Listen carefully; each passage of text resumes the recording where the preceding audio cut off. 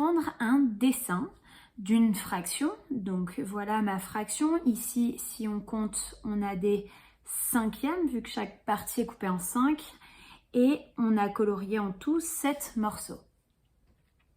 Mon dessin, on est d'accord que je peux juste coller les deux blocs l'un contre l'autre, ça ne changera rien, c'est toujours deux blocs séparés mais que je viens mettre l'un contre l'autre et je vais rapetissir un petit peu. Autrement dit, j'arrive là-dessus. J'ai toujours ma fraction 7 cinquièmes. J'ai un premier bloc ici, un deuxième bloc ici, il y a bien 5 morceaux dans chaque et donc c'est toujours la même chose. D'accord? Et maintenant, je vais pousser encore la compression un cran au-dessus. On imagine que ma deuxième bande ici, je vais la compresser encore un petit peu plus. Et donc, j'obtiens un axe sur lequel j'ai reporté les graduations. Donc, vous voyez, hein, mon premier morceau va de là à là. Le deuxième morceau, il va jusque là.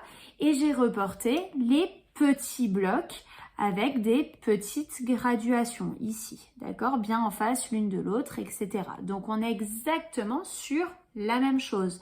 Autrement dit, que j'ai ce dessin là, collé et aplati, j'ai toujours exactement les mêmes quantités qui sont dessinées. Et donc ici, j'ai toujours encore la fraction 7 cinquièmes.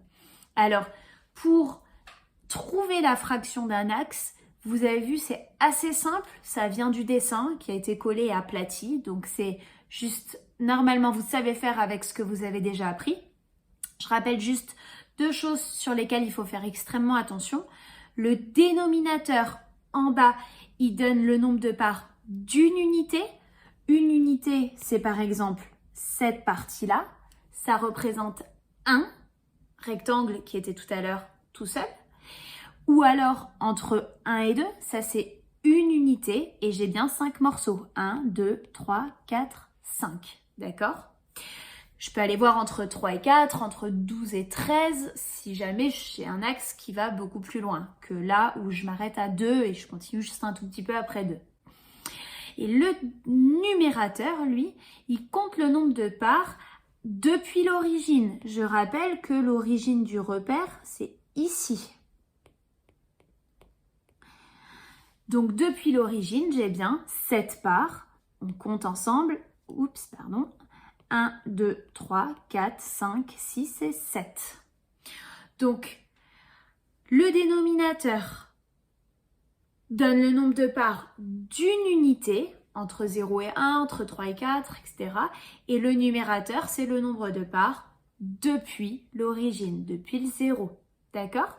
Donc faites attention, il peut y avoir des pièges dans les exercices. Parfois, on va vous effacer le début de l'axe. Par exemple, on va vous cacher toute cette partie-là jusqu'à 1. C'est à vous de vous débrouiller, de compter dans votre tête qu'il y a déjà 5 morceaux ici, même s'ils ne sont pas dessinés. Et je rappelle, pour terminer, que quand on écrit l'abscisse du point pour conclure, on va écrire que le point A pour abscisse 7 cinquièmes.